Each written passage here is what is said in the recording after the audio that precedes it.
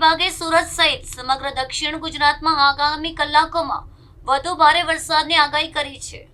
આગાહીના પગલે વહીવટી તંત્ર એલર્ટ મોડ પર આવી ગયું છે। સુરત શહેરમાં આજે પણ વહેલી સવારથી વરસાદી માહોલ યથાવત રહ્યો હતો।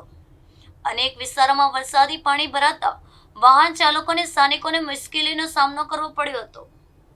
નીચાણવાળા વિસ્તારોમાં પાણી ભરાવાના કારણે જનજીવન પણ પ્રભાવિત બન્યું હતું।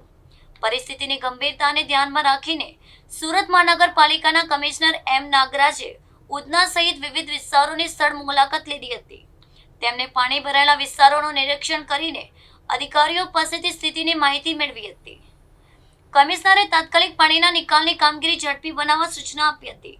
સાથે જ રાહત અને બચાવ કામગીરીમાં પણ કોઈ પણ પ્રકારની બેદરકારી ન રાખવા અધિકારીઓને તાકીદ કરી હતી। મનપાની વિવિધ ટીમોને સંવેદનશીલ વિસ્તારોમાં સતત પેટ્રોલિંગ કરવા પણ સૂચના આપવામાં આવી છે। વરસાદની આગાહીને ધ્યાનમાં રાખીને તંત્ર દ્વારા પરિસ્થિતિ પર સતત નજર રાખવામાં આવી રહી છે। નાગરિકોને પણ સાવચેતી રાખવા અને જરૂરી ન હોય તો બહાર ન નીકળવાની પણ અપીલ કરવામાં આવી છે।